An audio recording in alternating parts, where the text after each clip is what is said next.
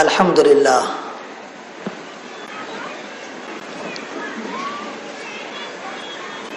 لله نحمده ونستعينه ونستغفره ونؤمن به ونتوكل عليه ونعوذ بالله من شرور أنفسنا ومن سيئات أعمالنا من يهده الله فلا مضل له ومن يضلل فلا هادي له وأشهد أن لا إله إلا الله وحده لا شريك له وأشهد أن سيدنا ونبينا ومولانا محمدا عبده ورسوله أما بعد فأعوذ بالله من الشيطان الرجيم بسم الله الرحمن الرحيم ولا تستوي الحسنة ولا السيئة ادفع بالتي هي أحسن فإذا الذي بينك وبينه عداوة كأنه ولي حميم وما يلقاها إلا الذين صبروا وما يلقاها إلا ذو حظ عظيم وقال رسول الله صلى الله عليه وسلم إن الله تعالى ينزل ليلة النصف من شعبان إلى السماء الدنيا فيغفر لأكثر من عدد شعر غنم كلب وقال رسول الله صلى الله عليه وسلم إن الله تعالى ليطلع في ليلة النصف من شعبان فيغفر لجميع خلقه إلا لمشرك أو مشاحن وقال رسول الله صلى الله عليه وسلم إذا كانت ليلة النصف من شعبان فقوموا ليلها وصوموا يومها فإن الله تعالى ينزل فيها لغروب الشمس ويقول ألا من مستغفر فأغفر له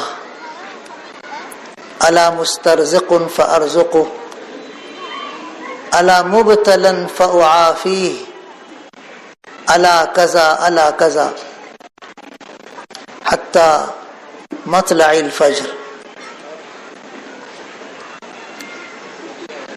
وقال رسول الله صلى الله عليه وسلم لعائشة رضي الله عنها هل تدرين ما في هذه الليلة يعني ليلة النصف من شعبان قالت عائشة الصديقة رضي الله عنها ما فيها يا رسول الله قال رسول الله صلى الله عليه وسلم فيها أن يكتب كل مولود بني آدم في هذه السنة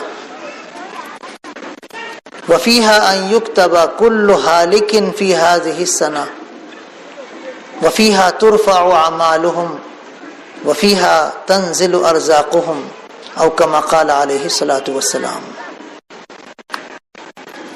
صدر محترم، معزز علماء، حفاظ، بزرگوں، بھائیوں، نوجوان ساتھیوں، قابل احترام خواتین اسلام اور معصوم نونہال بچوں، ہر سال الحمدللہ ثم الحمدللہ یہاں مکہ مسجد کے روبرو اسی طرح شعبان کی 15ویں شب میں کچھ دین کی باتیں ہوتی تھیں، لیکن حالات ناسازگار ہونے کی وجہ سے 2 سال کا وقفہ ایسا گزرا کہ یہاں کھلی فضا میں کوئی بات نہیں ہو سکی۔ اللہ کا بے حد و بے حساب کرم ہے، فضل ہے، احسان ہے کہ اللہ پاک نے سال اپنے فضل و کرم سے یہ سازگار ماحول ہمیں عطا فرمایا کہ ہم یہاں شعبان کی اس 15ویں شب میں حاضر ہوئے ہیں۔ کچھ اللہ اس کے رسول کا قیمتی ارشاد سننے سنانے کے لیے اور شب برات سے متعلق کچھ گفتگو کرنے کے لیے۔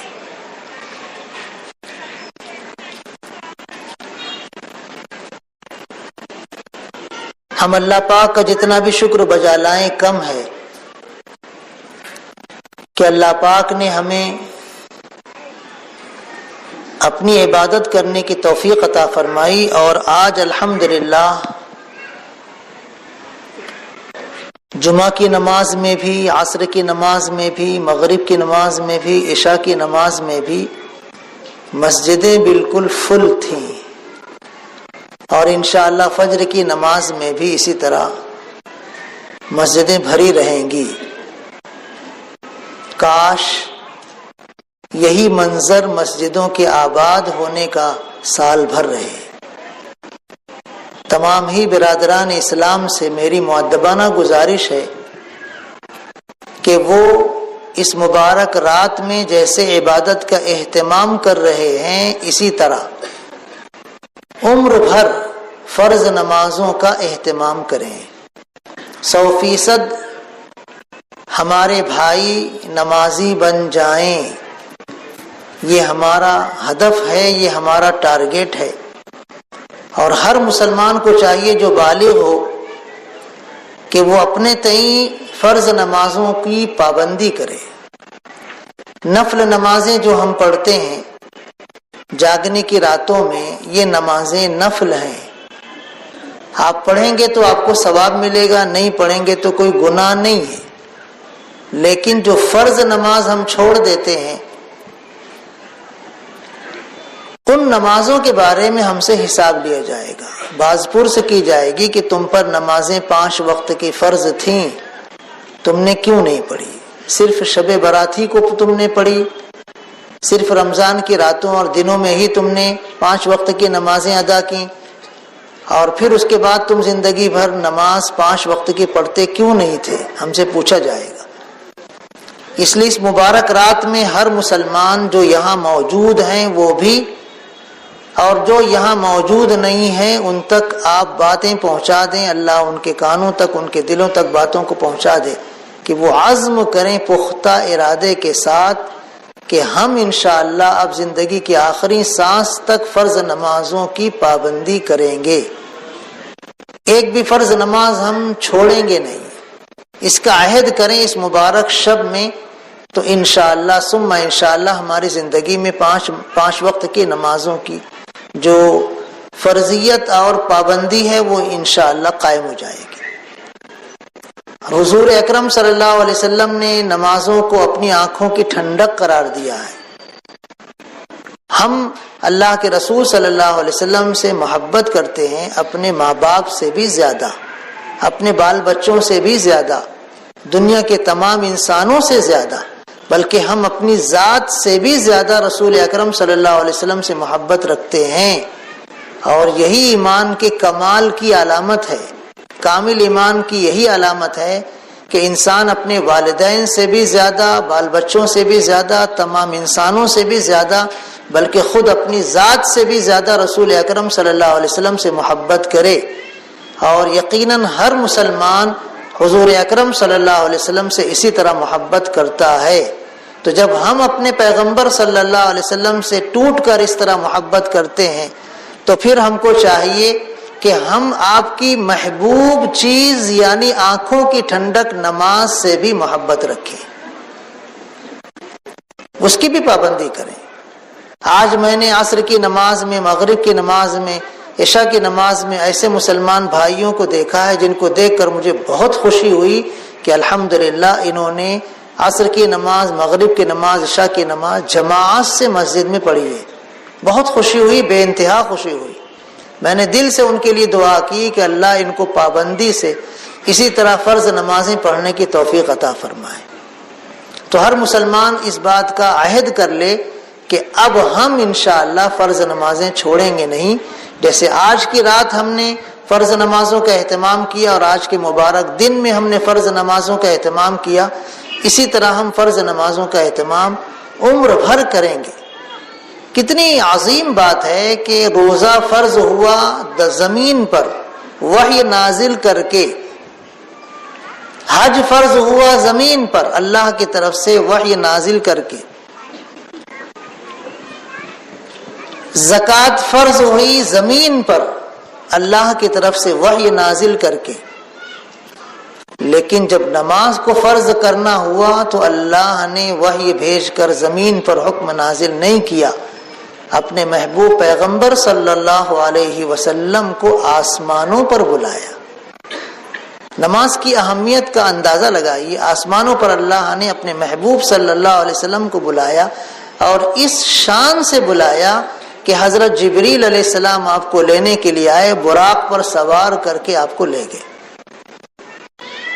ساتوں آسمانوں سے بھی بلندی پر سدرۃ المنتہا تک آپ تشریف لے گئے، اور حضرت جبریل علیہ السلام نے پھر معذرت کر دی کہ اس کے آگے میں نہیں جا سکتا، اللہ کے انوار اور اللہ کی نورانیت کی تجلیوں کو میں برداشت نہیں کر سکتا، بس آپ آگے جائیے۔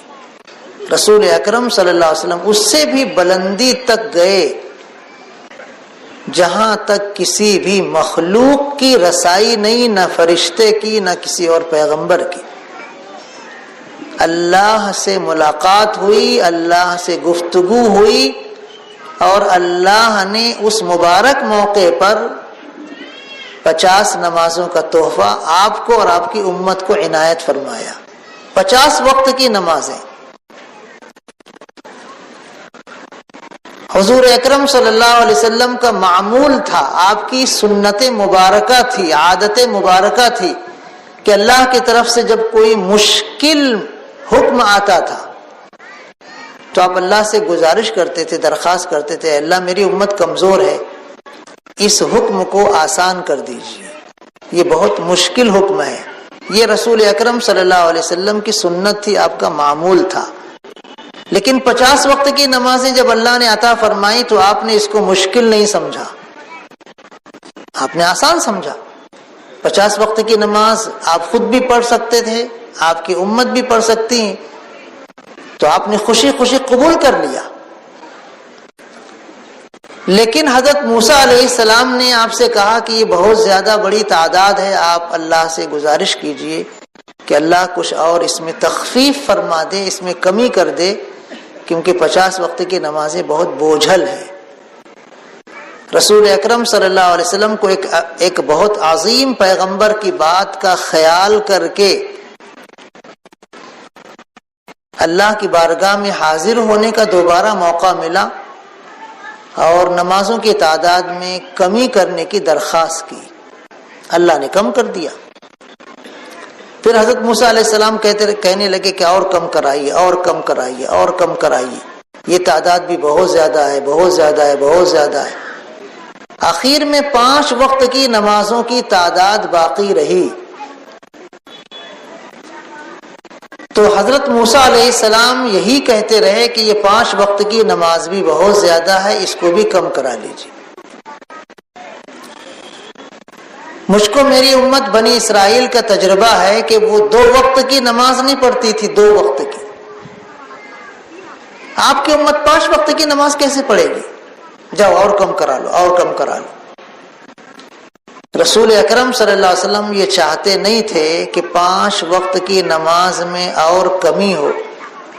آپ نے کہا اب مجھے اللہ کی بارگاہ میں جاتے ہوئے شرم آتی ہے، اب میں نہیں جاؤں گا۔ رسول اکرم صلی اللہ علیہ وسلم 5 وقت کی نماز کے بعد پھر کم کرانے کی درخواست نہیں کی۔ آپ نے حضرت موسیٰ علیہ السلام سے یہ ارشاد فرمایا کہ اب مجھے اللہ کی بارگاہ میں جاتے ہوئے شرم آتی ہے، اب میں نہیں جاؤں گا۔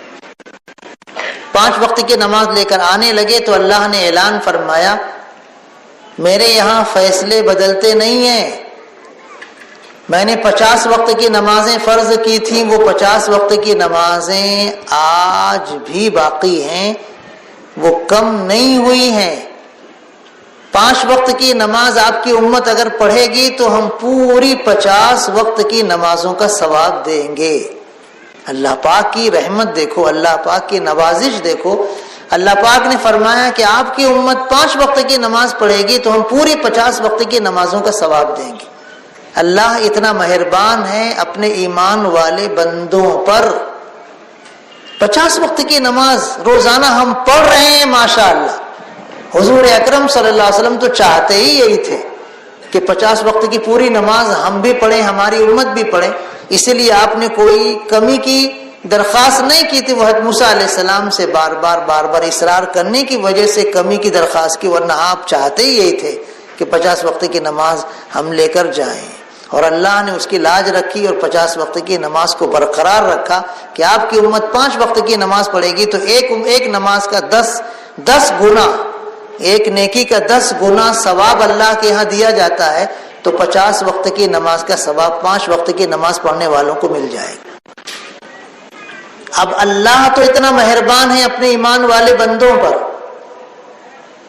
اور بندوں کا یہ حال اگر یہ ہے کہ وہ صرف جاگنے کی راتوں میں نماز پڑھ رہے ہیں، رمضان کے دنوں میں نماز پڑھ رہے ہیں، اور پھر سال کے دوسرے مہینوں میں نماز نہیں پڑھ رہے ہیں، تو یہ اللہ کی طرف سے ان بندوں کے لیے آخرت میں بہت سخت سزاؤں کا تعزیانہ ہے، اور یہ بہت ہی خطرناک علامت ہے. جب اللہ اتنا مہربان ہے کہ 5 کو 50 سے بدل رہا ہے، تو ہم کو بھی چاہیے کہ 5 وقت کی نمازوں کا اہتمام کریں تاکہ ہم کو پوری 50 وقت کی نمازوں کا ثواب ملے. میری یہ بات آپ سب حضرات سن رہے ہیں، جو نوجوان ہیں وہ بھی، جو بڑی عمر کے مسلمان ہیں وہ بھی، جو معصوم بچے ہیں وہ بھی، اور جو ہماری خواتین اسلام ہیں وہ بھی، سب اس بات کو اچھی طرح سمجھ لیں کہ اب ہماری زندگی کا کوئی دن ایسا نہیں آنا چاہیے کہ ہم 5 وقت کی نمازوں میں غفلت کریں، کوتاہی کریں. حضور اکرم صلی اللہ علیہ وسلم کے زمانے میں اس شخص کو مسلمان مانا ہی نہیں جاتا تھا جو 5 وقت کی نمازیں پابندی سے نہ پڑھے. اس کو مسلمان ہی نہیں مانا جاتا تھا. منافق جو اس زمانے میں تھے وہ بھی اس کی ہمت نہیں کرتے تھے کہ نمازوں میں کوتاہی کریں. آتے تھے مسجد میں نماز پڑھتے تھے، وہ ہمت نہیں کرتے تھے نماز چھوڑنے کی، کیونکہ وہ سمجھتے تھے کہ اگر ہم نماز چھوڑ دیں گے تو ہم کو مسلمان سمجھا ہی نہیں جائے گا. ہم کو چاہیے کہ ہم اپنے اسلام کی سب سے اہم پہچان 5 وقت کی نمازوں کا اہتمام کریں. یہ جاگنے کی رات ہے، ہم آسانی سے نماز پڑھ رہے ہیں، اللہ سے دعا کریں. اس مبارک رات میں اللہ کا وعدہ ہے. حضرت علی رضی اللہ تعالیٰ عنہ کی حدیث میں نے آپ کے سامنے پڑھی ہے. حضرت علی رضی اللہ تعالیٰ عنہ سے روایت ہے کہ رسول اکرم صلی اللہ علیہ وسلم نے ارشاد فرمایا کہ جب شعبان کی 15ویں شب آتی ہے تو رات میں عبادت کرو اور اس کے بعد والے دن میں روزہ رکھو، کیونکہ اللہ پاک اس مبارک رات میں سورج ڈوبنے کے بعد سے ہی آسمان دنیا پر نازل ہو کر اعلان فرماتا رہتا ہے صبح صادق تک کہ ہے کوئی مغفرت چاہنے والا میں اس کی مغفرت کر دوں، ہے کوئی روزی میں برکت چاہنے والا میں اس کی روزی میں برکت دے دوں، ہے کوئی مصیبتوں میں مبتلا شخص عافیت اور خیریت چاہنے والا میں اس کو مصیبتوں سے عافیت دے دوں، ہے کوئی رات بھر اللہ اعلان فرماتا ہے، اور سورج ڈوبنے کے بعد سے لے کر صبح صادق تک اللہ کی طرف سے یہی رحمتوں کا نزول ہوتا رہتا ہے. تو ایسی مبارک شب میں ہم یہ دعا کیوں نہ مانگے کہ اللہ اب ہم کو 5 وقت کی نمازوں کا پابند عمر بھر آپ بنا دیجئے، ہماری زندگی کے آخری سانس تک اب ہماری کوئی بھی فرض نماز چھوٹنے نہ پائے. کیوں نہ ہم یہ دعا مانگیں؟ اس مبارک مجمع میں جتنے برادران موجود ہیں، جتنی خواتین موجود ہیں، جتنے نوجوان موجود ہیں، وہ دل سے یہ دعا مانگیں کہ اللہ ہم کو 5 وقت کی نمازوں کا پابند بنا دے، اب ہماری کوئی نماز نہ چھوٹے. اے اللہ ہمارے ساتھ رحم و کرم کا ایسا فیصلہ فرما دیجیے، ہم کو توفیق عطا فرمائیے کہ ہم 5 وقت کی نمازیں پابندی سے پڑھیں. اس مبارک شب میں ہم نفل نمازوں کا اہتمام کرتے ہیں، عشاء کی نماز پڑھتے ہیں اور فجر کی نماز بھی انشاءاللہ پڑھیں گے، مغرب کی بھی پڑھ چکے ہیں، عصر کی بھی پڑھے ہیں، جمعہ کی بھی پڑھے ہیں. تو اب ہم دعا بھی مانگیں اللہ سے توفیق کی، اور کوشش بھی کریں کہ اب ہم پابندی سے نمازوں کا اہتمام کریں گے. حضور اکرم صلی اللہ علیہ وسلم مجسم رحمت ہیں، سراپا رحمت ہیں، لیکن آپ نے یہ سخت اعلان فرمایا، بخاری شریف میں موجود ہے، آپ نے فرمایا کہ میری طبیعت چاہتی ہے کہ جو لوگ نماز چھوڑ کر اپنے گھروں میں بیٹھے رہتے ہیں، جماعت سے نماز پڑھتے نہیں، اپنے گھروں میں رہتے ہیں، میری طبیعت چاہتی ہے کہ ان کے گھروں کو آگ لگا دوں۔ یہ رحمت للعالمین صلی اللہ علیہ وسلم کی تنبیہ ہے، یہ آپ کی وارننگ ہے، یہ آپ کا غیظ و غضب ہے۔ سوچنے کی بات ہے، حضور اکرم صلی اللہ علیہ وسلم کو اللہ نے خود فرمایا ہے وَمَا أَرْسَلْنَاكَ إِلَّا رَحْمَةً لِلْعَالَمِينَ، آپ کو تمام جہانوں کے لیے رحمت بنا کر بھیجا گیا ہے، لیکن آپ نماز چھوڑنے والوں کے بارے میں اتنا سخت نوٹس لے رہے ہیں، اتنا سخت ایکشن آپ ان کے مقابلے میں ظاہر کر رہے ہیں کہ جو لوگ جماعت سے نماز پڑھتے نہیں، اپنے گھروں میں رہتے ہیں نماز کے وقت میں، میری طبیعت چاہتی ہے ان کے گھروں کو آگ لگا دو۔ ہمارے محبوب صلی اللہ علیہ وسلم اس سے ناراض ہوتے ہیں۔ ہمارے دلوں میں رسول اکرم صلی اللہ علیہ وسلم کی محبت ہے، بالکل ہے، اس میں شک نہیں۔ ہر مسلمان چاہے کتنا بھی گنہگار کیوں نہ ہو، ہر مسلمان کے دل میں رسول اکرم صلی اللہ علیہ وسلم کی محبت ہے۔ اب اس محبت کا تقاضا یہ ہے کہ ہم آپ کی محبوب چیز نماز کی جو آنکھوں کی ٹھنڈک ہے اس کی پابندی کریں، اور جس چیز سے آپ ناراضگی کا اظہار فرما رہے ہیں، جس چیز سے آپ ناراض ہو رہے ہیں، غصہ ہو رہے ہیں، اس کو اپنی زندگی سے نکال دیں۔ آپ ناراض کس بات پر ہو رہے ہیں؟ ان امتیوں پر ناراض ہو رہے ہیں جو نماز نہیں پڑھتے ہیں، ان امتیوں پر آپ غضبناک ہو رہے ہیں جو نماز نہیں پڑھتے ہیں۔ تو ہم کو چاہیے کہ ہم اپنے محبوب پیغمبر صلی اللہ علیہ وسلم کے غیظ و غضب سے اپنے آپ کو بچائیں اور پابندی سے نماز پڑھیں۔ نماز چھوڑنے کی کوئی بھی شکل ہماری زندگی میں ہونی نہیں چاہیے۔ ہم کاروبار کر رہے ہیں تب بھی ہم نماز پڑھ سکتے ہیں، ہم ملازمت کر رہے ہیں تب بھی ہم نماز پڑھ سکتے ہیں۔ ہم اگر کسی ایسی مصروفیت میں مصروف ہیں جس سے نکل کر نماز پڑھنا بظاہر مشکل معلوم ہو رہا ہے، تب بھی ہم ارادہ کریں پختگی کے ساتھ تو بھی نماز پڑھ سکتے ہیں، ناممکن نہیں۔ نماز کی اہمیت کا اندازہ لگاؤ، قرآن کریم میں صلاۃ الخوف، جنگ کی نماز کا بھی تذکرہ ہے، جنگ کی نماز، میدان جنگ میں بھی اللہ نے نماز پڑھنے کا حکم دیا ہے۔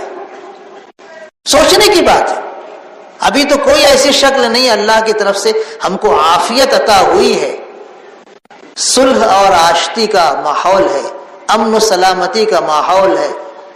ایسے ماحول میں نماز کیوں نہ پڑھیں؟ ہم ضرور پڑھیں گے۔ اللہ کا حکم تو اتنا سخت ہے کہ اگر جنگ کی حالات ہوں تب بھی نماز نہیں چھوڑی جائے گی، نماز پڑھی جائے گی۔ قرآن کریم میں اللہ پاک نے حکم دیا ہے کہ جنگ کے اوقات میں بھی، جنگ کے حالات میں بھی نماز چھوڑنا نہیں بلکہ نماز پڑھنا۔ چنانچہ حضور اکرم صلی اللہ علیہ وسلم نے پریکٹیکل جنگ کے موقع پر صحابہ کرام رضی اللہ عنہ کو اپنے ساتھ لے کر 2 جماعت بنا کر نماز پڑھائی تھی۔ نماز کی اہمیت اتنی زیادہ ہے، لیکن مسلمان اس تعلق سے فکر مند نہیں ہے، صرف جاگنے کی راتوں میں نماز پڑھ لیتے ہیں اور اس کے بعد پھر نمازوں کی طرف سے لا تعلقی اور بے تعلقی ہو جاتی ہے۔ نہیں میرے محترم بزرگوں، نوجوان دوستوں، نماز ہماری زندگی کی پہچان ہے، ہمارے اسلام کی پہچان ہے، ہمارے مسلمان ہونے کی پہچان ہے۔ ہمارے برادران وطن جو ہیں وہ بھی اس بات کو مانتے ہیں اور کہتے ہیں، اگر کبھی کسی مسلمان سے ملاقات ہوتی ہے کہ تم نماز پڑھتے ہو؟ ہاں ٹھیک ہے تم مسلمان ہو، تم مسلمان ہو، تم مسلمان۔ اور اگر بولتے ہیں کہ تم نماز پڑھتے نہیں ہو؟ نہیں پڑھتے ہیں۔ کیسے مسلمان ہو، نماز نہیں پڑھتے ہو؟ برادران وطن بھی یہ محسوس کرتے ہیں کہ اگر نماز پڑھتے ہیں تو مسلمان، نماز نہیں پڑھتے ہیں تو یہ مسلمان نہیں ہے، وہ خود یہ محسوس کرتے ہیں۔ تو جب ان کے دلوں میں بھی نماز کا اتنا احترام ہے تو پھر ہماری زندگی میں نماز کا احترام کیوں نہیں ہے؟ بہت سارے برادران وطن ایسے ہیں، بہت سارے سفر میں تجربہ ہوتا رہتا ہے، سفر میں تجربہ ہوتا رہتا ہے، ٹرینوں میں اور مختلف اسباب و وسائل اختیار کرتے وقت سفر کے تجربہ ہوتا رہتا ہے۔ نماز پڑھنے کے لیے اگر برادران وطن میں سے کچھ لوگ ہم سفر ہیں اور ان سے کہا جائے کہ ذرا ہم کو نماز پڑھنا ہے، برت خالی کر دیجیے، ہم کو نماز پڑھنی ہے، تھوڑا سا جگہ دے دیجیے، فوراً ہٹ جاتے ہیں، فوراً برت خالی کر دیتے ہیں، فوراً جگہ خالی کر کے کہتے ہیں ہاں ٹھیک آپ نماز پڑھیے۔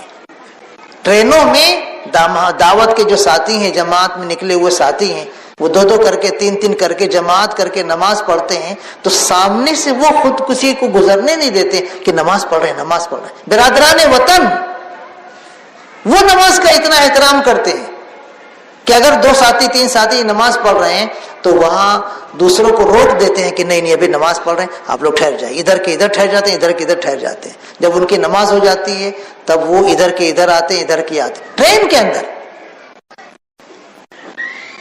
ہم کو چاہیے کہ ہم نمازوں کا اہتمام کریں۔ نمازوں کے تعلق سے حضور اکرم صلی اللہ علیہ وسلم کی بہت سخت روایتیں ہیں۔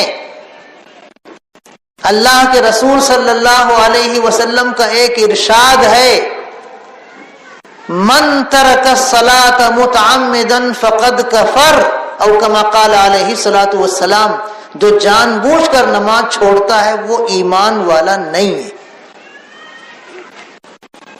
امام احمد ابن حنبل رحمۃ اللہ علیہ ائمہ اربعہ میں 4 اماموں میں سے ایک امام ہیں، امام احمد ابن حنبل رحمۃ اللہ علیہ، ان کا مسلک یہی ہے کہ جان بوجھ کر نماز چھوڑنے والا مسلمان نہیں ہے۔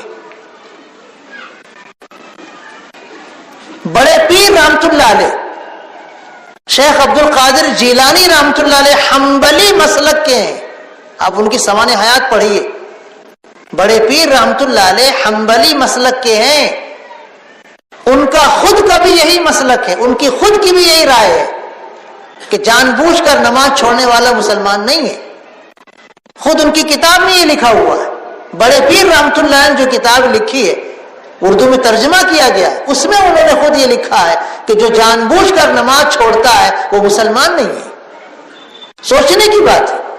ہم جن بزرگان دین رحمت اللہ علیہم کو مانتے ہیں، جن کی عقیدت و محبت میں ہم بہت ہی احترام کی کچھ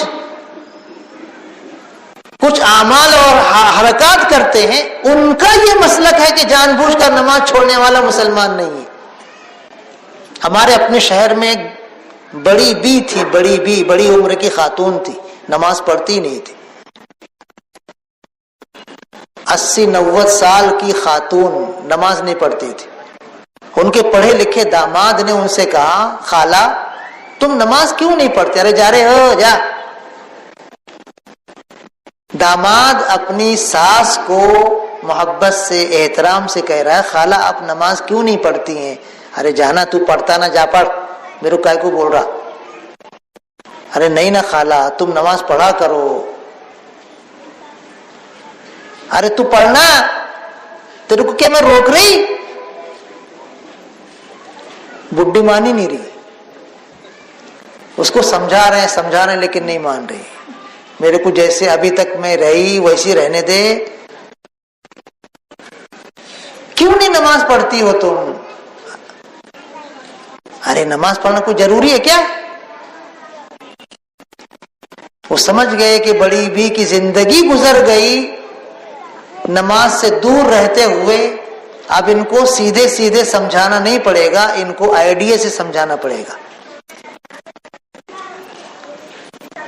تو انہوں نے کہا کہ اچھا خالہ ایک بات بولو، تم کسی بزرگ کو، کسی عالم کو، کسی پیر کو مانتی ہو کہ نہیں، کسی ولی کو؟ بولے ہاں ہم تو بڑے پیر رحمت اللہ علیہ کو مانتے نا۔ اچھا مانتے؟ بولے ہاں۔ بولے دیکھو بڑے پیر رحمت اللہ علیہ نے کتاب لکھی ہے غنیت الطالبین، بڑے پیر رحمت اللہ علیہ کی لکھی ہوئی کتاب ہے غنیت الطالبین۔ داماد نے کہا کہ دیکھو بڑے پیر رحمت اللہ علیہ کی کتاب میں یہ لکھا ہوا ہے، آپ اگر نہیں پڑھ سکتی ہو تو اپنے بیٹوں اور اپنی بیٹیوں سے پڑھوا لو، میں کتاب لا کر دیتا ہوں۔ کتاب میں بڑے پیر رحمت اللہ نے لکھا ہے کہ جو ایمان کا دعوے دار مسلمان نماز جان بوجھ کر چھوڑتا ہے وہ مسلمان نہیں ہے، اگر وہ مر جائے تو مسلمانوں کے قبرستان میں اس کو دفن نہیں کیا جائے گا۔ اور بڑی بھی ایک دم سکت، بولے بڑے پیر رحمت اللہ نے ایسے لکھا؟ بولے ہاں لکھا ہے، کتاب لا کر بتا دیا ان کو، لو اپنے کسی بیٹے سے اپنی کسی بیٹی سے تم پڑھوا لو۔ اس نے کہا اگر بڑے پیر رحمت اللہ علیہ کا یہ ارشاد ہے تو ٹھیک ہے، میں اب نماز پڑھوں گی۔ پڑھنے لگی۔ کبھی کبھی کچھ رکاوٹیں ایسی ہوتی ہیں معاشرے کی، ماحول کی، انسان کی زندگی بہت طویل اس طرح گزر جاتی ہے نمازوں سے دور، شریعت سے دور، دین کی تعلیمات سے دور، تو وہ اسی کا عادی ہو جاتا ہے۔ ایسے لوگوں کو تدبیر سے، حکمت سے ایمان کے قریب لانا، اعمال کے قریب لانا، نماز کے قریب لانا، یہ ہمارا فرض ہے۔ خود حضور اکرم صلی اللہ علیہ وسلم کی دیکھیے حکمت عملی کہ ایک نوجوان آیا اور اس نے کہا اللہ کے رسول میں ایمان لانے کے لیے حاضر ہوا ہوں، لیکن ایک شرط ہے۔ کیا شرط ہے؟ اس نوجوان نے کہا کہ شرط یہ ہے کہ مجھے زنا کرنے کی اجازت دے دیجیے، نعوذ باللہ من ذالک۔ صحابہ کرام رضی اللہ عنہ دم غصہ ہو گئے کہ نالائق ایسی بدتمیزی کر رہا ہے، گستاخی کی بات کر رہا ہے۔ حضور اکرم صلی اللہ علیہ وسلم نے ان کو نارمل کیا، ٹھہرو ٹھہرو۔ سمجھ گئے آپ کہ یہ غلط ماحول میں پرورش پا کر غلط ذہن والا، غلط دماغ والا، غلط مزاج والا بن گیا ہے، اس کی اصلاح ایسے نہیں کرنی ہے، تدبیر سے کرنی ہے، حکمت سے کرنی ہے۔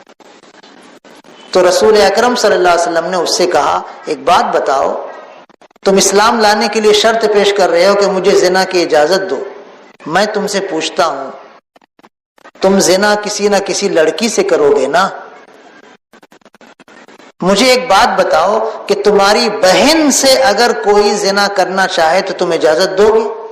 ایک دم غصہ ہو گیا، مار ڈالوں گا، کاٹ ڈالوں گا، پھاڑ ڈالوں گا، ایک دم غصہ ہو گیا۔ تمہاری ماں سے اگر کوئی یہ حرکت کرنا چاہے اجازت دو گے؟ اور زیادہ غصہ ہو گیا، اور زیادہ غضبناک ہو گیا۔ حضور اکرم صلی اللہ علیہ وسلم نے اس سے ارشاد فرمایا کہ جس لڑکی سے تم زنا کرنے کی اجازت طلب کر رہے وہ بھی تو کسی نہ کسی کی بیٹی ہوگی، کسی کی بہن ہوگی، کسی کی کوئی رشتہ دار ہوگی، وہ کیسے برداشت کرے گا؟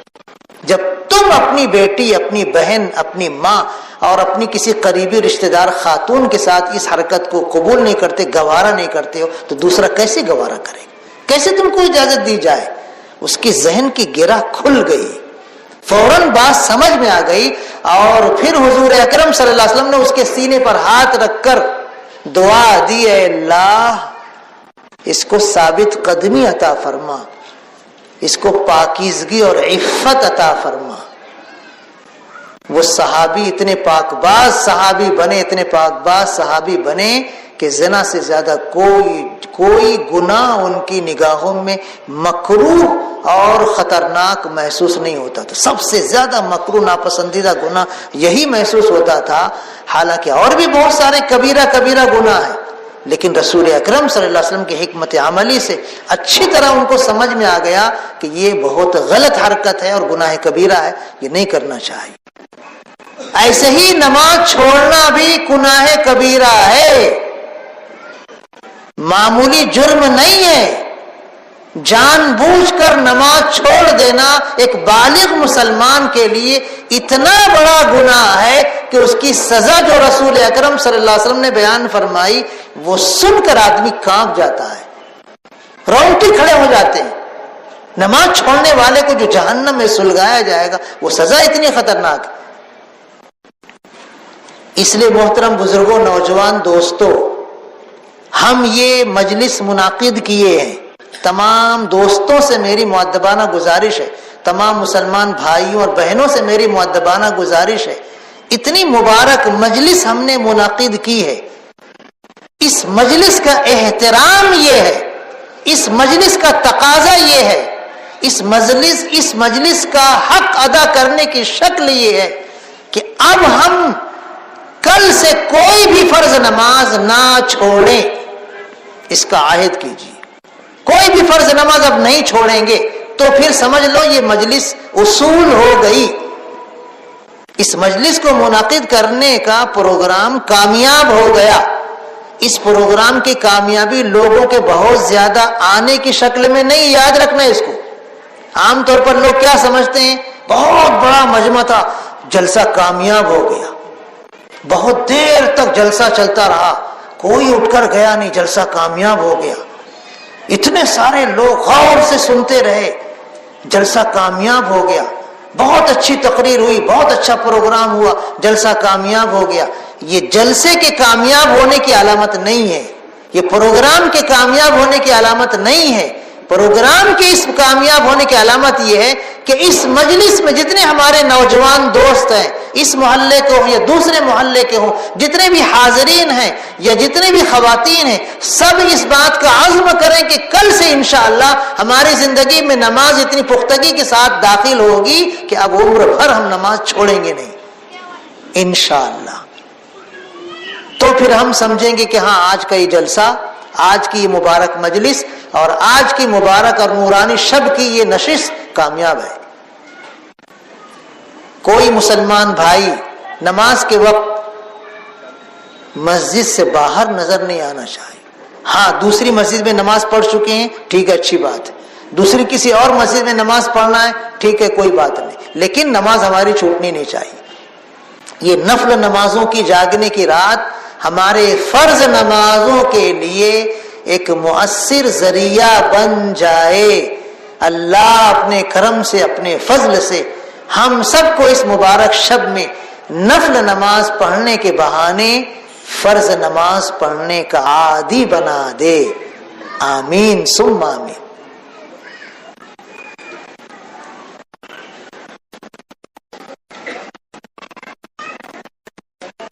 ایسے ہی روزہ رکھنے کے تعلق سے آج کے بعد والا دن جو روزہ رکھا جائے گا، حضرت علی رضی اللہ تعالی عنہ کی روایت کی روشنی میں رسول اکرم صلی اللہ علیہ وسلم نے ارشاد فرمایا، اذا كانت لیلۃ النصف من شعبان فقوموا لیلہا وصوموا یومہا، کہ اس رات میں جاگ کر عبادت کرو اور اس کے بعد والے دن روزہ رکھو، تو یہ اس کے بعد والے دن کا روزہ نفل روزہ ہے، رکھیں گے تو ثواب ملے گا، نہیں رکھیں گے تو کوئی گناہ نہیں۔ لیکن یہ نفل روزہ ہمارے رمضان کے فرض روزوں کا سبب بننا چاہیے۔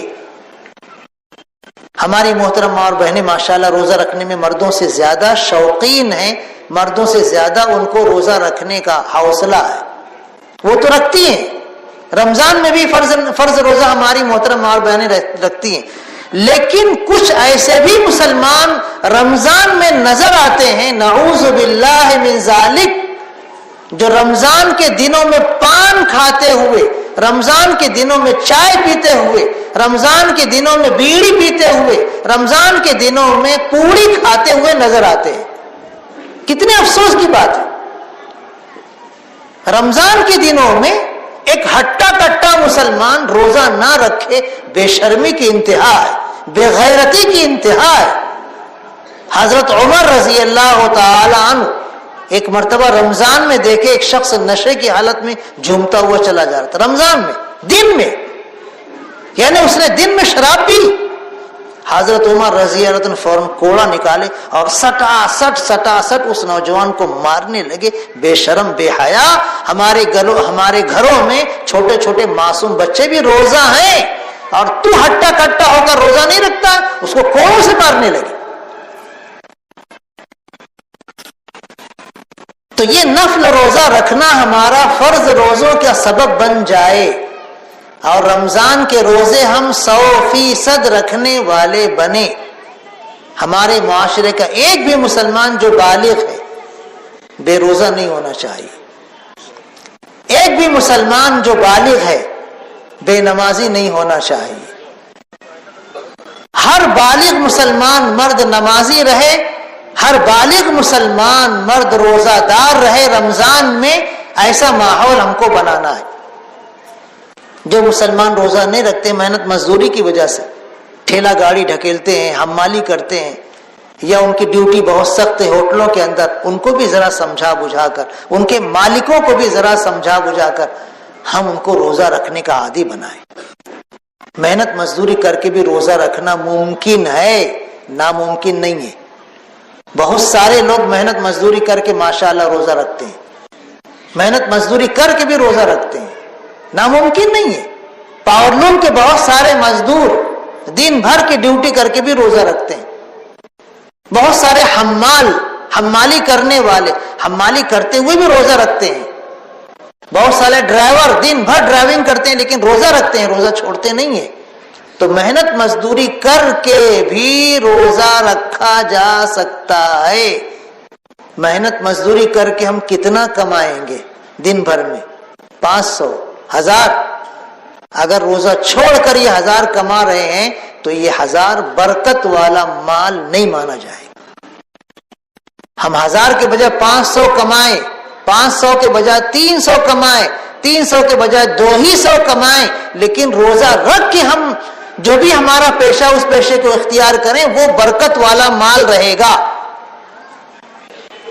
جو محنت مزدوری کرنے والے مسلمان ہیں ان کو سمجھانا چاہیے کہ دیکھو ہمارے رزق کی برکت یہ پیسوں کی زیادتی کی وجہ سے نہیں ہے، ہمارے رزق کی برکت اللہ کے احکام پر عمل کرنے کی وجہ سے۔ کم پیسے میں برکت ہو سکتی ہے اگر ہم اللہ کی اطاعت کرتے ہوئے اس کو حاصل کریں، اور زیادہ پیسے والے بھی بے برکتی کا شکار ہو جائیں گے اگر اللہ کی نافرمانی کریں گے۔ تو اس مبارک رات میں روزے اور نماز سے متعلق یہ بات ہمارے پیش نظر رہنا چاہیے۔ اسی طرح حضرت ابو موسیٰ اشعری رضی اللہ تعالی عنہ کی ایک حدیث میں نے آپ کے سامنے پڑھی، ایک روایت میں نے پڑھی۔ حضرت ابو موسیٰ اشعری رضی اللہ تعالی عنہ رسول اکرم صلی اللہ علیہ وسلم کا یہ ارشاد بیان کرتے ہیں۔ اللہ کے رسول صلی اللہ علیہ وسلم ارشاد فرماتے ہیں کہ اللہ پاک شب برات کو، شعبان کی 15ویں رات کو اپنی تمام مخلوقات کی مغفرت فرماتا ہے، لیکن مشرک کی مغفرت نہیں کرتا۔ جو اللہ کے ساتھ کسی اور کو بھی عبادت میں، اللہ کی ذات میں، اللہ کی صفات میں، اللہ کے افعال میں شریک سمجھتا ہے، خدائی میں شریک سمجھتا ہے، ایسے مشرک کی مغفرت نہیں کرتا اللہ پاک۔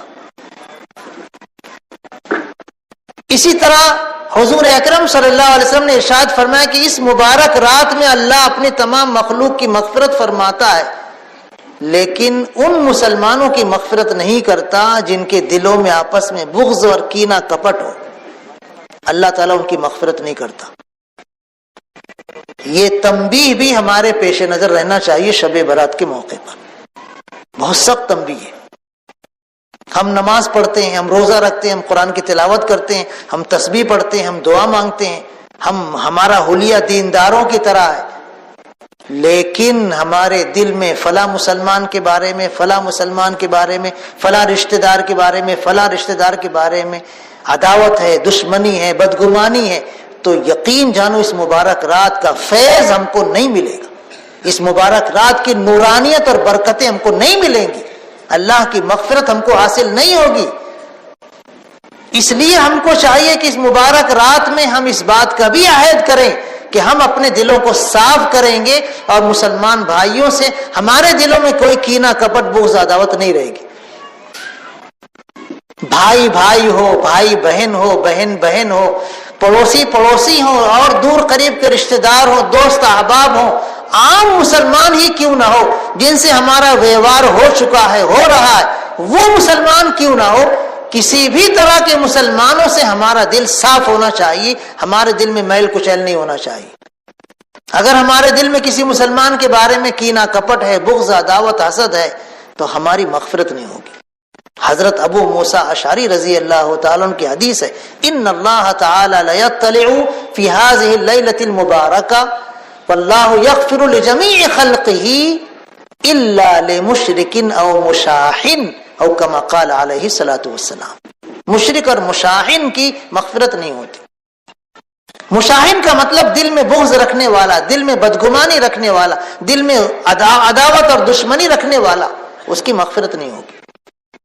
آج ہمارے معاشرے کا ناسور ہے، ناسور ہمارے معاشرے کا المیہ ہے، ٹریجڈی ہے کہ ہم دیندار ہونے کے باوجود اپنے دلوں کو صاف نہیں کر سکے ہیں۔ اللہ کے رسول صلی اللہ علیہ وسلم جب صحابہ کرام رضی اللہ عنہ کی مجلسوں میں تشریف لاتے تھے تو فرماتے تھے جب میں تمہارے درمیان رہا کروں تو اس کی بات میرے سامنے نکالا مت کرو، میں یہ چاہتا ہوں کہ تمہارے درمیان جب تک رہوں تو سب کے بارے میں میرا دل صاف رہے، اور جب میں تمہاری مجلس سے اٹھ کر جاؤں تب بھی میرے دل میں تمہارے بارے میں کسی شخص کے بارے میں بھی کوئی کدورت نہ رہے، بالکل صاف دل لے کر میں تمہاری مجلس سے جاؤں۔ آج ہم مسلمانوں کے اندر یہ بہت بڑا مرض ہے۔ کینسر بھی تو اتنا مہلک نہیں ہے، کینسر بھی اتنا مہلک نہیں ہے جتنا مہلک ہمارے دلوں میں کسی مسلمان کے بارے میں بغض رکھنا ہے۔ کینسر اچھا ہو سکتا ہے، لیکن اگر ہم اسی بغض کو لے کر مر گئے تو یہ بہت خطرناک انجام کا سبب ہوگا۔ ہر ہفتے مغفرت کا اعلان ہوتا ہے، لیکن اللہ پاک ارشاد فرماتا ہے کہ فلاں فلاں مسلمانوں کو معاملے کو پینٹنگ میں ڈال دو، ان کی مغفرت نہیں ہوگی، کیونکہ وہ دونوں آپس میں لڑ رہے ہیں، جھگڑ رہے ہیں، ان دونوں کا دل آپس میں ایک دوسرے سے صاف نہیں ہے، ان کی مغفرت نہیں ہوگی۔ شب برات میں بھی یہ تنبیہ کی جاتی ہے، اور عام دنوں میں بھی ہر ہفتے یہ تنبیہ کی جاتی ہے اللہ تعالیٰ کی طرف سے فرشتوں کے ذریعے کہ دیکھو اس کی مغفرت کر دو، اس کی مغفرت کر دو، اس کے گناہ معاف ہو جائیں گے، اس کے گناہ معاف ہو جائیں گے، اس کو معافی کا ہم پروانہ دے رہے ہیں، اس کی ہم مغفرت کر رہے ہیں، لیکن فلاں اور فلاں کی مغفرت نہیں ہوگی کیونکہ وہ آپس میں لڑتے رہتے ہیں، جھگڑتے رہتے ہیں، وہ آپس میں ایک دوسرے سے دل کو میلا کیے ہوئے ہیں۔ رسول اکرم صلی اللہ علیہ وسلم نے صحابہ کرام رضی اللہ عنہم سے سوال کیا۔ حضرت ابو درداء رضی اللہ تعالیٰ عنہ کی روایت، حضرت ابو درداء رضی اللہ تعالیٰ عنہ کی روایت ہے، رسول اکرم صلی اللہ علیہ وسلم نے صحابہ کرام رضی اللہ عنہم سے کہا، کیا میں تمہیں نماز، روزہ اور صدقہ و خیرات سے بھی افضل درجے کی عبادت نہ بتاؤں؟ نماز سے بھی، روزے سے بھی، صدقے سے بھی زیادہ افضل درجے کی عبادت نہ بتاؤں؟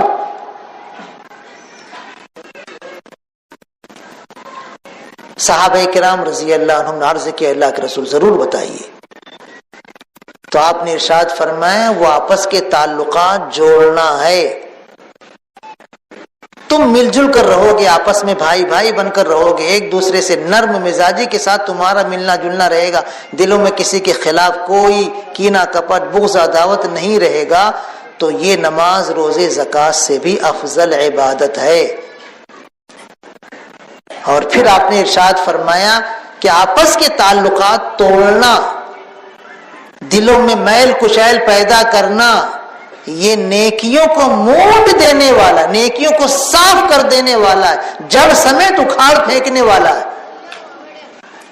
استرا جیسے ہوتا ہے، استرے سے بال صاف کر دیے جاتے ہیں، ایسے ہی نیکیوں کو صاف کر دیا جاتا ہے جب آدمی اپنے دل میں میل کچیل رکھتا ہے۔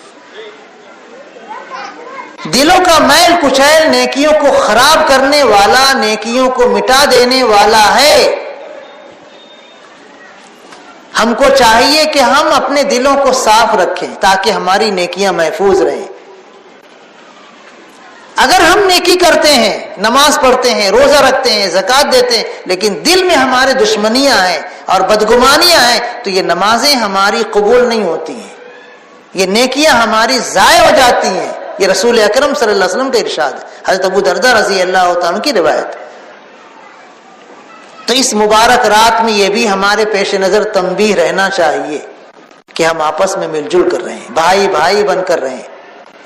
آج ہم کسی سے ناراض ہوتے ہیں، سلام کرنا چھوڑ دیتے ہیں، اس کے یہاں شادی بیاہ میں جاتے نہیں، اس کا دعوت نامہ ٹھکرا دیتے ہیں، قبول نہیں ہے، ہم تمہارے نہیں آئیں گے۔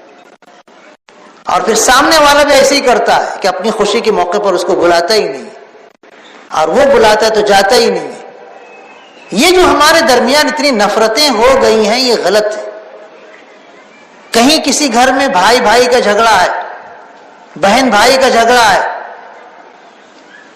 وراثت میں میرا حصہ نہیں دیا گیا، وراثت میں مجھ کو کم حصہ دیا گیا، آنا جانا بند، بات چیت بند، تعلقات ٹوٹ گئے، یہ سب چیزیں اچھی نہیں ہیں،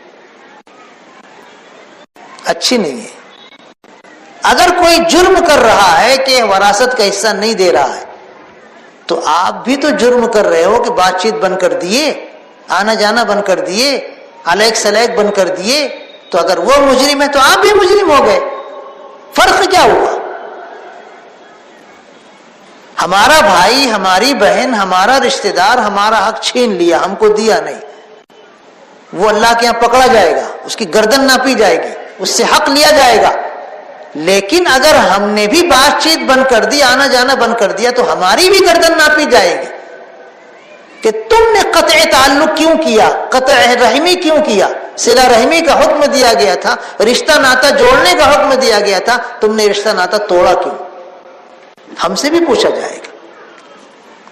حضور اکرم صلی اللہ علیہ وسلم نے ارشاد فرمایا، صلہ رحمی یہ ہے، رشتہ ناتا جوڑنا کسے کہتے ہیں؟ آپ نے فرمایا رشتہ ناتا جوڑنا یہ ہے کہ اگر کوئی رشتہ دار ہم سے ٹیڑھا چل رہا ہے تو ہم اس کے ساتھ ٹیڑھے نہ چلیں، ہم اس کے ساتھ سیدھے چلیں۔ ہمارا کوئی رشتہ دار ہم سے تعلق نہیں رکھتا تو ہم اس سے تعلق رکھنے کی کوشش کریں، یہ ہے صلہ رحمی، یہ ہے رشتہ ناتا جوڑنا۔ آج ایک ہی خاندان کے لوگ، چچا بھتیجے، بھائی بھائی، ایک دوسرے سے بالکل دور دور ہیں، کوئی تعلق نہیں ہے، یا تو مال کا کوئی مسئلہ ہے، یا تو زمین کا کوئی مسئلہ ہے، یا کچھ اور رشتہ داری کا کوئی مسئلہ ہے۔ یہ سب مسائل کچھ بھی نہیں ہے۔ حضور اکرم صلی اللہ علیہ وسلم کی دو صاحبزادیاں مکہ مکرمہ کی زندگی میں ابو لہب کے دو لڑکوں کے ساتھ بیاہی گئی تھی۔ حضور اکرم صلی اللہ علیہ وسلم نے اپنی دو صاحبزادیوں کو ابو لہب کے دو لڑکوں کے نکاح میں دیا تھا مکہ مکرمہ کی زندگی میں۔ ان دو لڑکوں نے حضور اکرم صلی اللہ علیہ وسلم کی دونوں صاحبزادیوں کو طلاق دے دی۔ کوئی قصور نہیں، کوئی قصور نہیں، کوئی خامی نہیں، کوئی کوتاہی نہیں، صرف اس بات پر انہوں نے طلاق دی کہ ابو لہب نے کہا کہ محمد صلی اللہ علیہ وسلم جو قرآن پڑھتے ہیں اس میں میرے خلاف سورہ نازل ہوئی ہے، اب اس کی لڑکیاں ہمارے یہاں ہمارے گھر میں نہیں رہیں گی۔ بچوں سے کہا کہ ان کی بیٹیوں کو طلاق دے دو۔ حضور اکرم صلی اللہ علیہ وسلم ایمان والے ہیں، آپ پر ایمان لانے والے ہیں، اور یہ ابو لہب کافر ہے۔ تو صرف اس جرم میں اس نے کہ حضرت محمد صلی اللہ علیہ وسلم نے ایمان کی ایک بنیاد رکھی، ایمان کی ایک تحریک چلائی، اور میں کفر کی بنیاد رکھنے والا، کفر کی تحریک چلانے والا، میرے خلاف انہوں نے ایک سورہ اللہ کی طرف سے نازل ہونے والی پڑھ کر سنائی اور میری مذمت انہوں نے کی، تو اب ان کی میں تعریف بھی نہیں کروں گا، ان کی لڑکیوں کو اپنے گھر میں جگہ بھی نہیں دوں گا۔ بیٹوں کو زبردستی اس نے طلاق دینے کا حکم دیا۔ ایک بیٹا اس میں بہت نالائق تھا، اس نے رسول اکرم صلی اللہ علیہ وسلم کی شان میں بھی گستاخی کیا تھا بیٹی کو طلاق دینے کے ساتھ ساتھ، تو اس کو تو اللہ نے اتنی سخت سزا دی کہ اس سزا کو سنو تو رونگٹے کھڑے ہو جاتے۔ لیکن ایک بیٹا صرف طلاق دیا تھا اور حضور اکرم صلی اللہ علیہ وسلم کی شان میں کوئی گستاخی نہیں کی تھی، لیکن طلاق دیا تھا۔ حضور اکرم صلی اللہ علیہ وسلم کو بہت صدمہ تھا، میری بیٹیوں کا کیا قصور، کیوں ان کو طلاق ہوئی؟ آپ کو بہت تکلیف ہوئی، لیکن آپ نے برداشت کیا۔ فتح مکہ کے موقع پر دیکھو خاندان کا رشتہ ہوتا ہے، کبھی کبھی خاندان کی کچھ باتیں ایسی ہوتی ہیں کہ تعلقات ٹوٹ جاتے ہیں، سگے رشتے ٹوٹ جاتے ہیں اور پھر ملتے ہی نہیں، جڑتے ہی نہیں۔ دیکھو حضور اکرم صلی اللہ علیہ وسلم کی رشتہ داری فتح مکہ کے موقع پر حضرت عباس رضی اللہ تعالیٰ عنہ سے آپ نے کہا چچا ابو لہب کا وہ لڑکا نظر نہیں آ رہا، ایک لڑکا تھا اس نے بھی طلاق دی تھی، کہا وہ نظر نہیں آ رہا کہاں ہے؟ تو حضرت عباس رضی اللہ تعالیٰ عنہ نے کہا اے اللہ کے رسول اس نے آپ کی بیٹی کو طلاق دیا تھا تو وہ چھپا ڈر کر بھاگا پھر رہا ہے، ادھر ادھر چھپ رہا ہے، وہ سمجھتا ہے کہ اگر مسلمان مجھ کو پکڑیں گے تو قتل کر ڈالیں گے، حضور اکرم صلی اللہ علیہ وسلم مجھ کو پا لیں گے تو مار ڈالیں گے، تو وہ بھاگا پھر رہا ہے چھپ رہا ہے۔ حضور اکرم صلی اللہ علیہ وسلم نے کہا اس سے کہو کہ ہم نے اسے معاف کر دیا، ہم اس کو قتل نہیں کریں گے، ہم نے اس کو معاف کر دیا، اس سے کہو وہ چھپے نہ، ہمارے پاس آئے، ہم نے اس کو معاف کر دیا۔ اندازہ لگاؤ حضور اکرم صلی اللہ علیہ وسلم کی رشتہ ناتا جوڑنے کا انداز کیسا ہے، صلہ رحمی کس کو کہتے ہیں، کتنی تکلیف آپ کو پہنچی تھی جب اس نے طلاق دی تھی، لیکن فتح مکہ کے موقع پر آپ کو پورا قبضہ، پورا کنٹرول مکہ مکرمہ پر اللہ نے عطا فرما دیا، تو آپ نے فرمایا کہ اس سے کہو میں نے اسے معاف کر دیا۔ جب اس کو بتایا گیا کہ دیکھ تو ڈر مت، اللہ کے رسول صلی اللہ علیہ وسلم نے تجھ کو معاف کر دیا ہے، جو تو نے تکلیف پہنچائی تھی وہ بھی درگزر کر دیا، اس لیے تو ڈر مت، چل اللہ کے رسول صلی اللہ علیہ وسلم کی خدمت میں حاضر ہوگا۔ وہ آیا اور ایمان لے آیا۔ آج ہمارے درمیان تھوڑا سا کچھ تعلق ٹوٹتا ہے رشتہ داریوں میں، بھائی کا، بہن کا، یا کچھ اور دور قریب کے رشتہ داروں کا، تو ہم ایسے ایک دوسرے سے متنفر ہو جاتے ہیں کہ پھر اس سے تعلق جوڑنے کی کوئی شکل پیدا ہوتی ہی نہیں۔ یہ چیز نہیں ہونی چاہیے۔ اس مبارک رات میں ہم کو یہ عہد کرنا ہے کہ ہم اپنے ٹوٹے ہوئے تعلقات ضرور جوڑیں گے، رشتہ داریوں کے تعلقات ہوں یا پڑوس کے تعلقات ہوں۔ اگر ہمارے تعلقات اور ہماری رشتہ داریاں ٹوٹ گئی ہیں تو ہم اس کو جوڑنے کی کوشش کریں گے۔ مبارکبادی کے مستحق ہیں وہ مسلمان جو دل پر پتھر رکھ کر صبر کر کے ٹوٹے ہوئے رشتوں کو جوڑتے ہیں، ٹوٹے ہوئے تعلقات کو استوار کرتے ہیں، مبارکبادی کے مستحق۔ اللہ کے رسول صلی اللہ علیہ وسلم کی خوشخبری ہے، آپ نے ارشاد فرمایا کہ جو شخص یہ پسند کرتا ہے کہ اس کی عمر میں بھی برکت ہو اور اس کے رزق میں بھی برکت ہو، اس کو چاہیے کہ وہ رشتہ ناتا جوڑے، صلہ رحمی کرے۔ تو ہمارے تعلقات جو ٹوٹے ہوئے ہیں ان کو جوڑیے، آپ کی روزی میں انشاءاللہ برکت ہوگی، آپ کی عمر میں انشاءاللہ برکت ہوگی۔ ہم روتے ہیں نا کہ پریشانی ہے، کاروبار صحیح نہیں چل رہا ہے اور کاروبار ٹھپ ہو رہا ہے اور آوک کم ہو گئی ہے، آمد کم ہو گئی ہے، خرچہ بہت زیادہ ہو گیا۔ یہ ساری شکایتیں دور ہو جائیں گی اگر ہم رشتہ ناتا جوڑنے لگ جائیں، آپس میں ہم مل جل کر رہیں، تعلقات استوار کریں۔ تعلقات جو ٹوٹے ہوئے ہیں نا ان کو جوڑنے سے اللہ راضی ہوتا ہے۔ ایک حدیث قدسی ہے، حدیث قدسی، اللہ پاک نے جب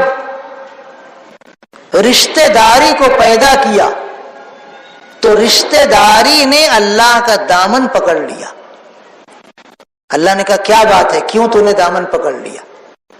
تو رشتہ داری نے کہا اے اللہ مجھے حفاظت اور امان دیجئے۔ کیا حفاظت چاہتی ہے، کیا امان چاہتی ہے؟ تو رشتہ داری نے یہ کہا کہ اللہ میں چاہتی ہوں کہ مجھ کو توڑا نہ جائے۔ رشتہ داری کہہ رہی ہے کہ اللہ میں چاہتی ہوں کہ مجھ کو توڑا نہ جائے، تو میری حفاظت آپ کرائیے، مجھ کو امن دیجیے۔ اللہ پاک نے فرمایا ہے رشتہ داری سن، جو تجھ کو جوڑے گا میں بھی اس کو جوڑوں گا، اپنے سے قریب کروں گا، اور جو تجھ کو توڑے گا میں بھی اپنے سے اس کو توڑ دوں گا، دور کر دوں گا۔ یہ حدیث قدسی ہے۔ رشتہ داری جوڑنا اللہ سے قریب ہونا ہے اور رشتہ داری توڑنا اللہ سے دور ہونا ہے۔ اس مبارک رات میں رشتہ داری جوڑنے والوں کو اللہ کی مغفرت کا مژدہ اور خوشخبری سنائی جاتی ہے، اور رشتہ داری توڑنے والوں کے لیے یہ تنبیہ ہوتی ہے کہ تمہاری مغفرت نہیں ہوگی۔ تم اپنے دلوں میں بغض رکھتے ہو، تم اپنے دلوں میں ایک دوسرے کے خلاف حسد رکھتے ہو، تم آپس میں دشمنی رکھتے ہو، ایک دوسرے کے خلاف تم اپنے دلوں کو صاف نہیں کیے ہو، جاؤ تمہاری مغفرت نہیں ہوگی۔ تو کسی بھی زاویے سے ہمارا دل صاف ستھرا ہی رہے، ہمارے دل میں کوئی میل کچیل نہ آئے۔ صحابہ کرام رضی اللہ عنہم کی تربیت اللہ کے رسول صلی اللہ علیہ وسلم نے ایسے ہی کی تھی۔ حضرت ابوبکر صدیق رضی اللہ تعالی، حضرت عمر رضی اللہ تعالی، دونوں میں کبھی کبھی نوک جھونک ہو جاتی تھی، لیکن پھر آپس میں مل جاتے تھے۔ ایک مرتبہ حضور اکرم صلی اللہ علیہ وسلم نے مشورہ لیا کہ یہ مہم ہے، اس مہم پر ہم کچھ لوگوں کو بھیج رہے ہیں، اس میں امیر کس کو بنایا جائے؟ تو حضرت ابوبکر رضی اللہ تعالیٰ عنہ کا فلاں کو امیر بنا دیجیے، نام لیا انہوں نے ایک صحابی کا، فلاں کو امیر بنا دیجیے اللہ کے رسول۔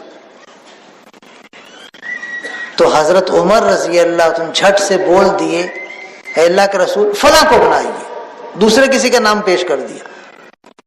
تو حضرت ابوبکر رضی اللہ عنہ ایک دم غصہ ہو گئے اور حضرت عمر رضی اللہ عنہ کو ڈانٹنے لگے کہ میں نے جو رائے پیش کی تو اس کی مخالفت کر رہا ہے، میری رائے کے خلاف تو نے رائے دیا، تو میرے خلاف کر رہا ہے، ڈانٹنے لگے، غصہ ہو گئے۔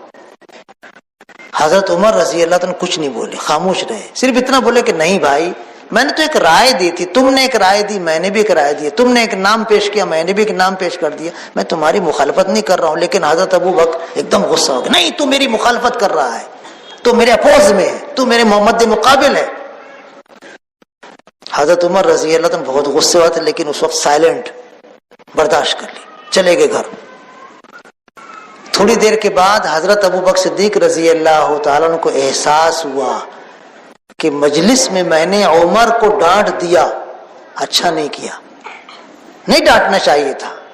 اس نے ایک رائے دی تھی، صحیح ہے، میں نے ایک رائے دی تھی، ٹھیک ہے، لیکن اس میں غصہ ہونے کی کیا بات تھی، ڈانٹنے کی کیا بات تھی، غلط کیا میں نے، چلو چل کے معافی مانگ لیتے ہیں۔ تو حضرت ابوبکر رضی اللہ عنہ فوراً گئے حضرت عمر رضی اللہ تعالیٰ عنہ سے معافی مانگنے کے لیے کہ عمر یار معاف کر دے یار، میں نے حضور اکرم صلی اللہ علیہ وسلم کی مجلس میں تجھ پر خواہ ڈانٹ پلائی اور تجھ کو میں غضبناک ہو کر کچھ بھی بک دیا، کچھ بھی بول دیا، مجھے معاف کر دے۔ تو اب حضرت عمر چنک گئے، ہاں یہاں آیا معافی مانگنے کے واسطے، وہاں سب کے سامنے میرے کو پھجت کر ڈالا اور میرے کو کیا معلوم کیا کیا بول ڈالا، یہاں اکیلے میں آ کے معافی مانگ رہا، میں معاف نہیں کروں گا۔ وہ بھی چنک گئے، میں معاف نہیں کروں گا، جا۔ حضرت ابوبکر رضی اللہ عنہ بیچارے ایک دم خاموشی سے واپس آ کر رسول اکرم صلی اللہ علیہ وسلم کے سامنے شکایت کرنے لگے کہ اللہ کے رسول مجھ سے غلطی ہو گئی تھی، میں نے عمر کو ڈانٹ دیا تھا، اب میں معافی مانگنے گیا تو معاف نہیں کر رہے ہیں۔ اب اس کے بعد ان کے واپس آنے کے بعد حضرت عمر رضی اللہ عنہ کو احساس ہوا کہ ابوبکر آئے میرے گھر معافی مانگنے کے لیے اور میں نے معاف نہیں کیا، یہ بہت بڑی غلطی مجھ سے ہوئی، بہت بڑا جرم مجھ سے ہوا، بہت بڑا گناہ ہوا، مجھ کو ایسا نہیں کرنا چاہیے تھا۔ ابوبکر معافی مانگنے کے لیے آیا تھا، معاف کر دینا چاہیے تھا، مجھ سے یہ بہت بڑا جرم ہو گیا۔ فوراً گئے وہ حضور اکرم صلی اللہ علیہ وسلم کی مجلس میں اور حضرت ابوبکر رضی اللہ عنہ سے معافی مانگنے لگے۔ یہ تھا مسلم معاشرہ حضور اکرم صلی اللہ علیہ وسلم کے زمانے میں۔ کبھی کسی مسلمان سے کچھ انبن ہو جائے، کچھ تو میں ہو جائے تو فوراً دل صاف کر لیا کرتے تھے۔ ایسے ہی ہم لوگوں کو بھی آپس میں دلوں کو صاف کر لینا چاہیے۔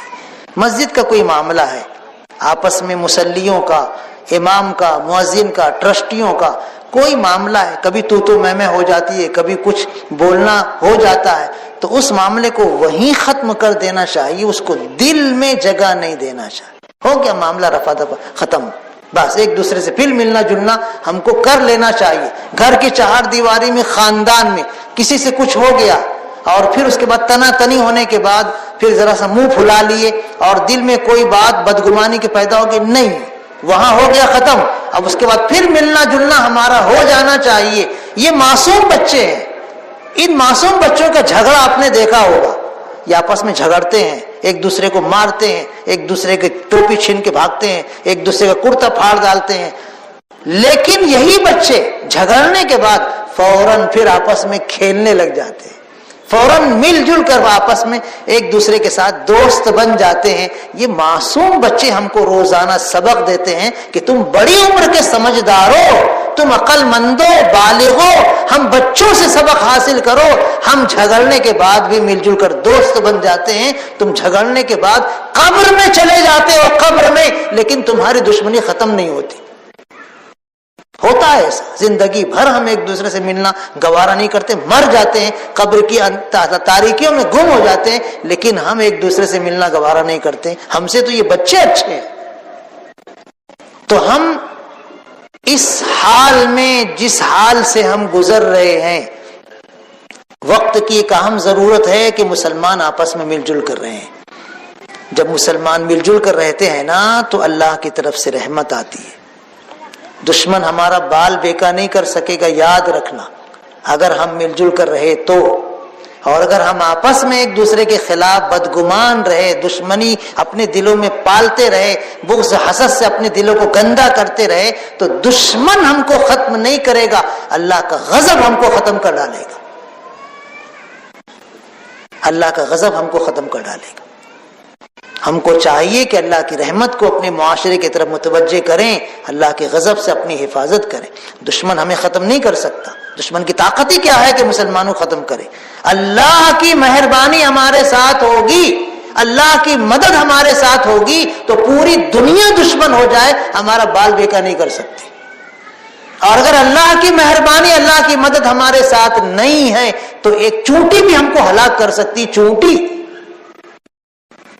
ہم کو چاہیے کہ ہم حالات سے سبق حاصل کریں, عبرت حاصل کریں, اور تاریخ جو ہماری ہے, اندلس کی تاریخ جو ہمارے ملک کی تاریخ, جو اوس اور خزرج کی, مدینہ منورہ کی تاریخ, جو پورے عالم کی, اس سے سبق حاصل کریں کہ قوموں کو اللہ نے عروج عطا فرمایا ان کے متحد رہنے کی وجہ سے, اور قوموں کو اللہ نے زوال کیا, تاریکیوں میں دھکیل دیا ان کے آپس میں لڑنے کی وجہ سے. سلطان صلاح الدین ایوبی رحمۃ اللہ علیہ صلیبی جنگ لڑ رہے تھے, جاسوس چھوڑ رکھے تھے. جاسوسی کا نظام بہت شاندار تھا. دشمن کے خیموں میں مسلم جاسوس جا جا کر رپورٹ لاتے تھے.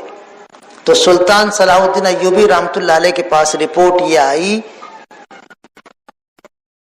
کہ بادشاہ سلامت, دشمن کے کیمپ میں عوام جو سپاہی ہیں, سپاہی وہ بھی ایک دوسرے کے خلاف لڑتے جھگڑتے رہتے ہیں, ایک دوسرے کو مارتے کھسوٹتے رہتے ہیں, ایک دوسرے کو گالی بکتے رہتے ہیں, ایک دوسرے کے خلاف ہمیشہ کچھ نہ کچھ کرنے کے موڈ میں رہتے ہیں. اور ایسی ان کی علماء بھی.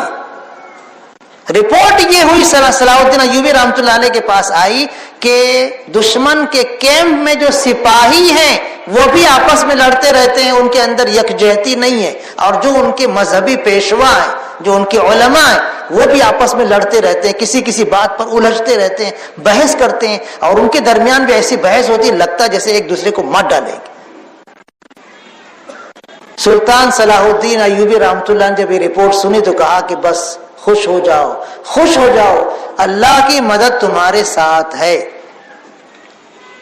جس قوم میں دشمنی ہو عوام میں, جس قوم میں دشمنی ہو علماء میں, وہ قوم کبھی اللہ کی رحمت کی مستحق نہیں ہو سکتی.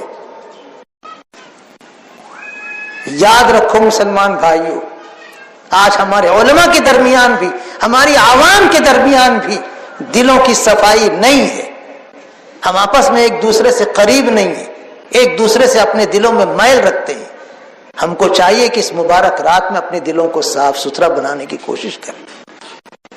یہ چند باتیں تھی شب برات کی اس مبارک رات کی مناسبت سے. آخر میں پرچی آئی ہے کہ ہماری مکہ مسجد کی تعمیری کام کا بہت اہم فریضہ انجام دیا جا رہا ہے. تو تو اس کے لیے سرمایہ کی ضرورت ہے۔ تمام مجمع میں سے مخیرین حضرات سے بھی اور تمام مسلمان بھائیوں اور بہنوں سے بھی گزارش ہے کہ مسجد کی تعمیر میں بڑھ چڑھ کر حصہ لیں۔